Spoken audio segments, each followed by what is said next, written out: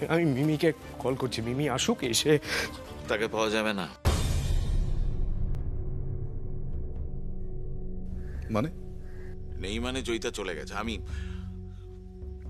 আমি জয়িতাকে বলেছি এমন জায়গায় চলে যেতে যেখান থেকে ও কোনোদিন আর তোকে কোনো রকম ডিস্টার্ব না করতে পারে। সেই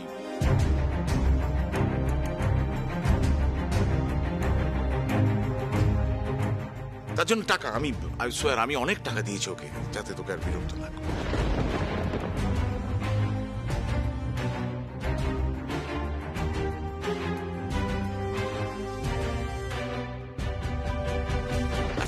তোমরা আমাকে ভুল বুঝছো, জানো তো সমরেশ, আমি যেটা করেছি না এটা একদম তোর ভালোর জন্যই করেছি। আরে আমাকে বোকা বানিয়েছে জয়িতা, আমাকে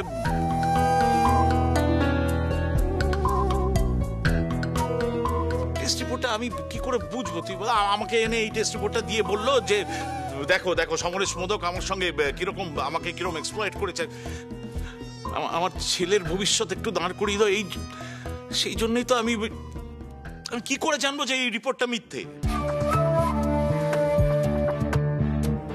এটা কেউ করে নাকি? সম্ভব কখনো বাস্তবে? তুই, আমি, জয়িতা, আমরা তো তিনজনে ভালো বন্ধু ছিলাম। আর তোর সাথে যে জয়িতার একটা ঘনিষ্ঠ, আমি কি করে বুঝবো যে ও মিথ্যা কথা বলছে? মিথ্যে তো আপনিও বলছেন doctor Banerjee.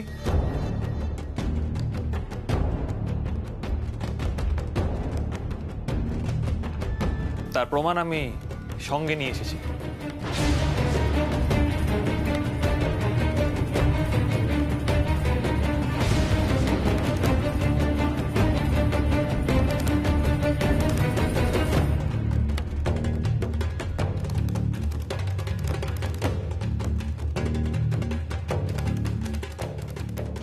Tridibesh, I am very sorry, মানে আমি ওনাদেরকে সব বলে দিয়েছি। না হলে আমি খুব বড় একটা ক্রিমিনাল কেসে ফেসে যেতাম। তুমি আমার বন্ধু বলে আমি জাস্ট তোমাকে হেল্প করেছি মাত্র। স্যার, ডক্টর ত্রিদিবেশ ব্যানার্জি আমাকে আসল রিপোর্টটা দিতে বারণ করেছিলেন।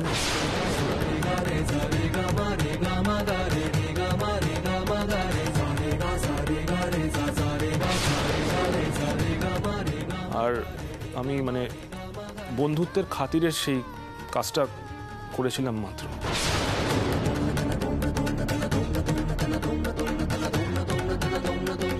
সেটা কোনো এক্সকিউজ হতে পারে না ডক্টর সান্যাল। আপনি একজন রেসপন্সিবল প্যাথোলজিস্ট, এত বড় একটা প্যাথ ল্যাব চালান, আর যে কারণেই আপনি কাজটা করে থাকুন না কেন সেটা একটা ক্রাইম, আর এত সহজে সেটা থেকে মুক্তি আপনি পাবেন না। রুদ্রদা, আমি ওনাকে ইন্টারোগেট করতে চাই। তারা এক মিনিট এদিকে এসো।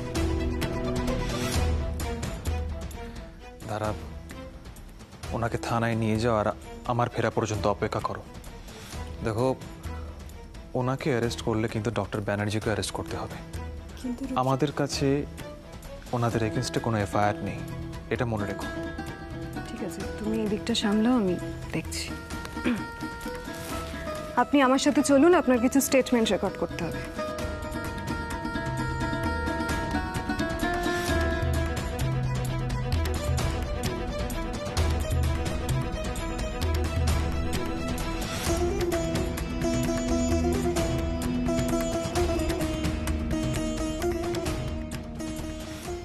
ডক্টর ত্রিদিবেশ ব্যানার্জি, আমার মনে হয় এবার আপনার সত্যিটা কনফেস করা উচিত। দেখুন, আমি কোনো পুলিশি পদ্ধতি অ্যাপ্লাই করতে চাই না, তাই প্লিজ সত্যিটা বলুন সবার সামনে। বন্ধু হিসেবে এই কাজটা করতে তোর এতটুকু বাঁধলো না ত্রিদীপ?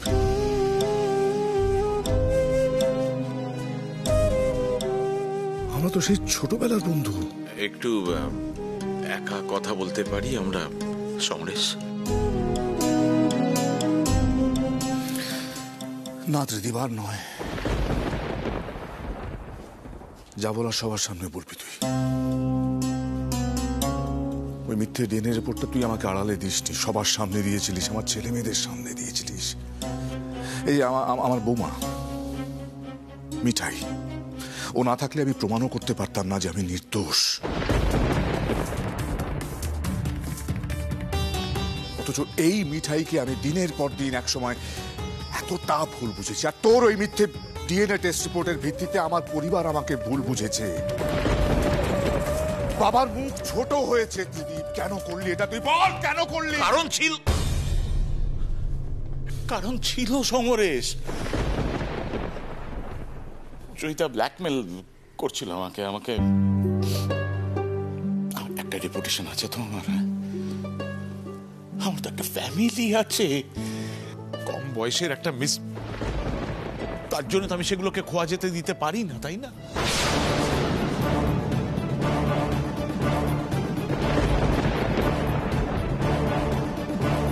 হ্যাঁ সমরেশ, আমি তোকে বিপদে ফেলেছি, কিন্তু কি করতাম বল? আরে আমাকে তো নিজেকে বাঁচাতে হতো নাকি?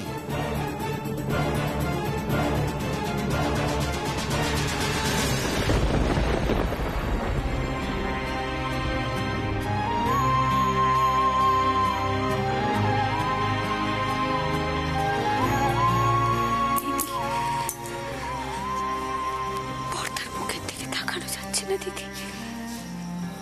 তার মানে ত্রিদিবেশ কাকা বাবু পর্দার বাবা।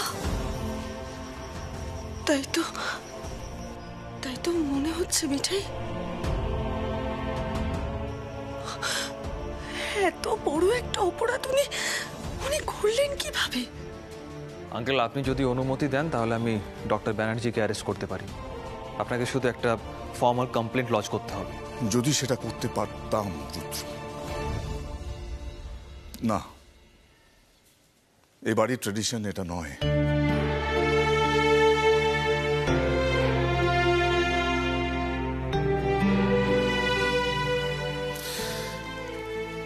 হ্যাঁ ত্রিদীপ, তুই তো আমার মাকে নিজের মা বলতিস। বাবা তোকে এত ভালোবাসতো। আমি তো তোর এই দিকটা বাবা মাকে বলতেই পারবো না রে। যাকে অনেক অনেক অনেক কেচ্ছা হয়ে গেছে, আর দরকার নেই। তুই চলে যা প্লিজ।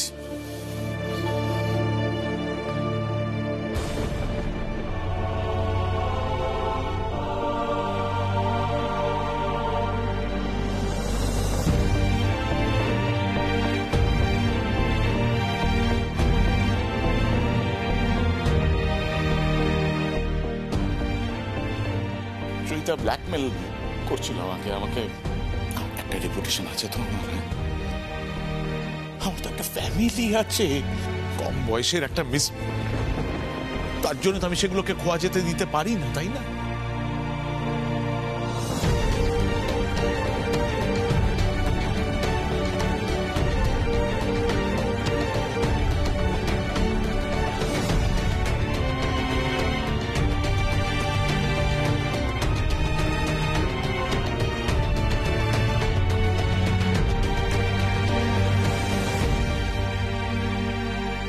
দিদিমণি, তুমি একবার যাও পর্দার কাছে। পর্দা একেবারে ভেঙে পড়েছে দিদিমণি, যাও। শ্রী, বাড়িতে একটু সবাইকে জানিয়ে দিও তো আমি বমের কাছে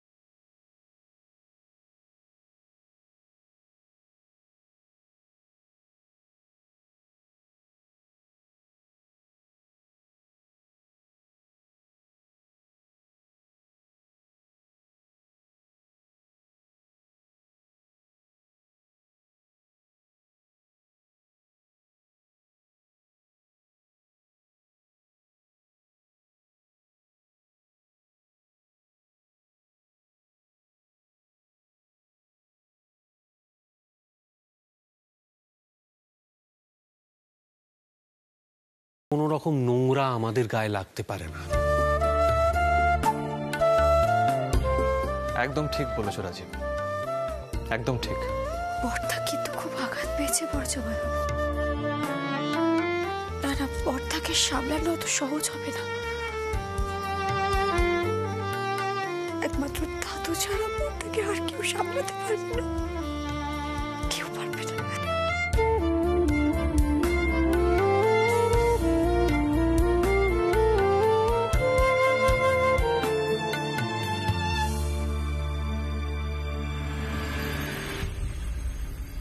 ছি ছি ছি ছি ছি ছি বাবা, আমি তো ভাবতে পারছি না ত্রিদিবেশ দা এমন একটা কাণ্ড করলো।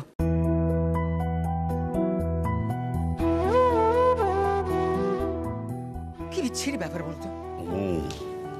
আরো সব পুরনো কথা ঘেঁটো না। তুমি কি বলছো বাবা? আগরওয়ালরা আমাদের পরিবারের এত বড় একটা হেনস্থা করলো অতগুলো লোকের সামনে। এর একটা বিহিত হওয়া দরকার বাবা। আমি অন্তত একটা পাবলিক স্টেটমেন্ট ইস্যু করি। ও প্লিজ, আর এসব নিয়ে আলোচনা করো না। সোমের কথাটা একবার ভাবো তো।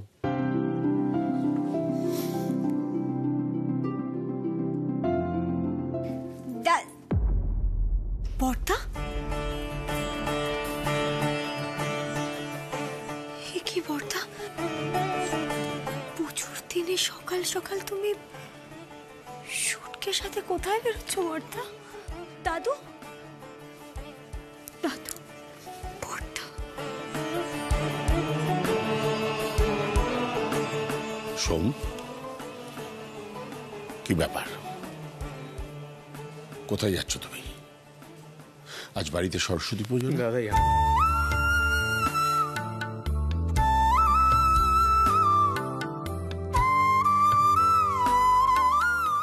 আর আমাকে ক্ষমা করুন।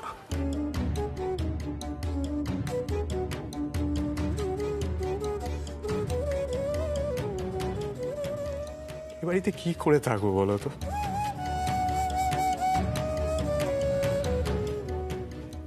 যা ঘটে গেছে তারপরে এ বাড়িতে থাকা আমার পক্ষে।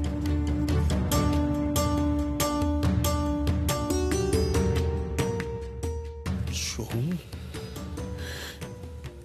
এসব কি বলছো তুমি?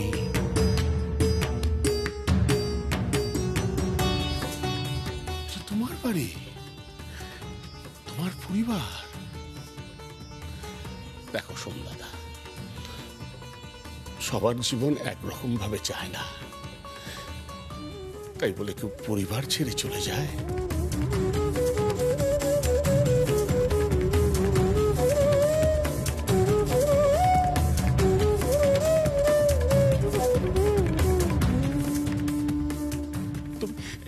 এই দেখো তোমার কাকাই, তোমার ছোট বোন শ্রী দিদি, মিঠাই তোমার ছোট ভাইয়ের স্ত্রী, আর আমি।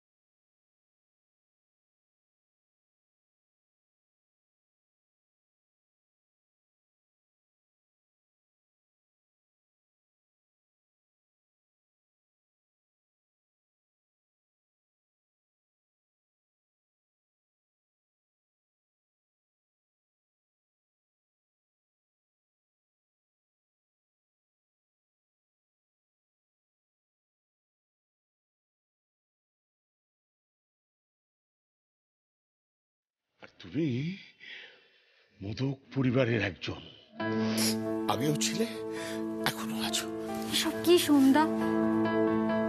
তুমি বাড়ি ছেড়ে চলে যাওয়ার কথা ভাবছো? শ্রী, এত কথার দরকার নেই তো। বাবা, তুমি ওর কানটা ভালো করে পেঁচিয়ে মুলে দাও তো। এত বড় আসপদ্ধা তোর? যা ঘটেছে তাতে তোর কোনো হাত ছিল? ছিল না তো, তাহলে এত কথা কিসের? আর শোন, তুই এই সারাক্ষণ যে বলিস না যে তুই এই বাড়ির ছেলে নোস, পরের বাড়ির ছেলে, একদম ভাববি না, আমি বলে দিলাম, কিন্তু একদম ভাববি না। দাদু, বর্দাকে একবার জিজ্ঞাসা করো তো, বর্দা না থাকলে এই বিজনেসটার কি হবে?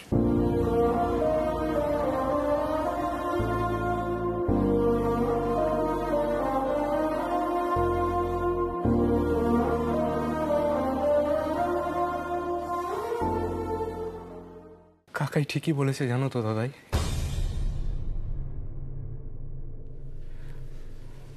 আমি কাল সারা রাত ধরে চিন্তা করেছি, তোমরা কোনোদিন আমাকে পর ভাবোনি।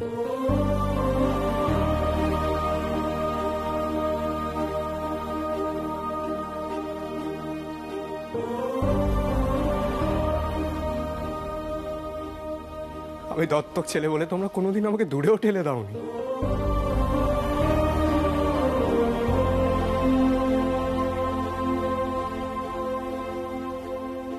কিন্তু আমার এগুলো মনে হতো, আমার মনে হতো যে সবাই আমার উপর অবিচার করছে। আমার মনে হতো আমার বাবা মা থাকলে কোনো অন্যায় হতে দিত না, তাই তো লোক লাগিয়ে নিজের মাকে কি পেলাম দাদাই?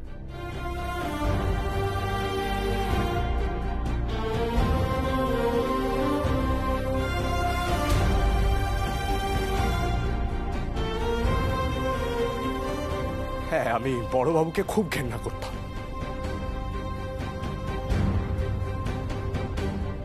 কিন্তু বড়বাবুই বা কেন একটা মিথ্যে অপমানের বোঝা নিয়ে চিরকাল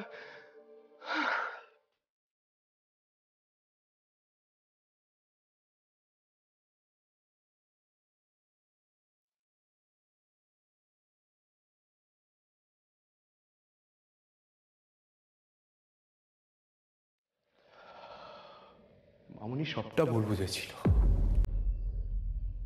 আমার মতোই।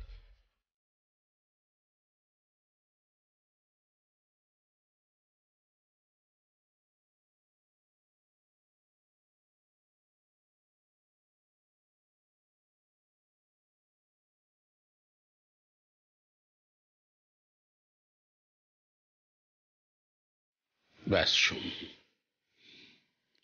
আর নয়, এবার আমাদের সামনে দিকে এগিয়ে যেতে হবে।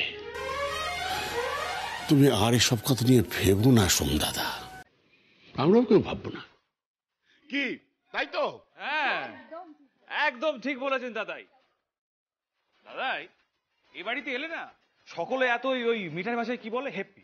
সকলে এত হ্যাপি হয়ে যায় যে যে কোনো নোংরামি ছোটখাটো বলেই মনে হয়।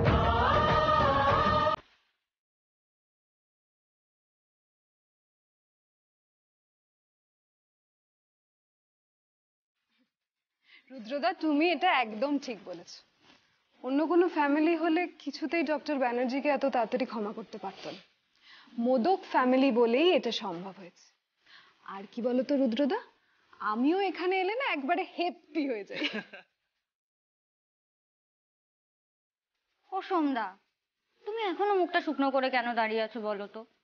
সত্যি দাদু, আজ তো সরস্বতী পুজো নাকি? তা বড়দা না থাকলে জোগাড় যন্ত্রগুলো কে করবে শুনি? আর আরেকজন সেই যে সকালবেলা বেরিয়ে গেল এই পুজোর দিনে, কি করতে গেল, কেন গেল, কোথায় গেল, সেসব তো জিজ্ঞাসা করার সাহস নেই না মিঠাইয়ের। এই সকাল সকাল যদি মিঠাই মার্ডার হয়ে যায়, তাহলে পুজোর সবকিছু হবে কি করে? পুজো তো ভণ্ডুল হয়ে যাবে। তাই মিঠাই রিস্ক নেয়নি, বুঝলে তো? আমার প্রাণটা তো আগে না, তারপর তো সবকিছু বলো। এরম ভাবে বলো না মিঠাই, এমন করে বলছে মনে হচ্ছে দাদাভাই ওকে সত্যি সত্যি মার্ডার করে দেবে।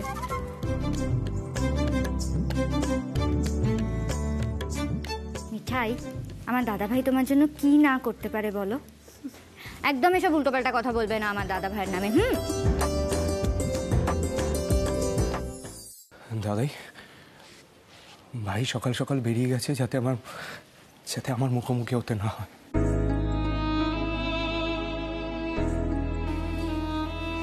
এই ঘটনাটা ভাইয়ের জন্য খুব কষ্টের। মামুনি আর বড়বাবুর সম্পর্ক একটা মিথ্যের জন্য খারাপ হয়েছিল, আমি আর ভাই দুজনেই দেখেছি।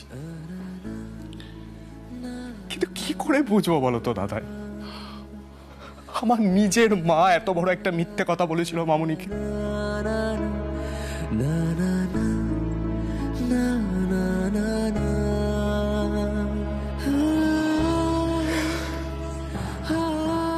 দাদাই, আমি একটা কথা বলতে চাই, ব্যবসার কোনো ভাগ আমি চাই না। নিউ সিদ্ধেশ্বর মোদক বলে কিচ্ছু থাকবে না।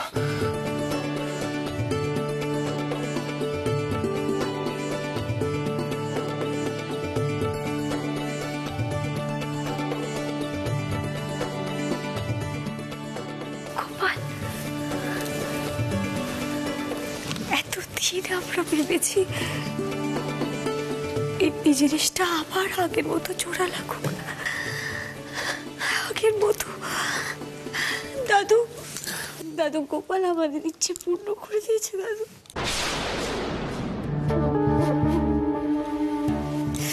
থাকো গোপাল, থাকো। এবার আমরা একসাথে আগরওয়ালদের জবাব দেব।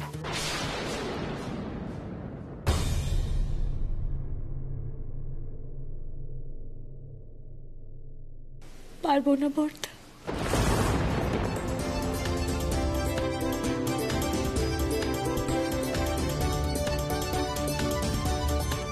হ্যাঁ পারবো মিঠাই।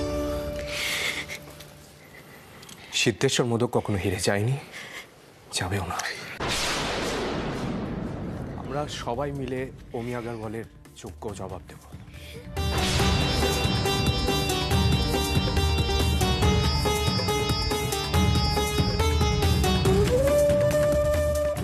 ও মাই গড, এটা কার সঙ্গে টাই আপ করেছিলাম আমি?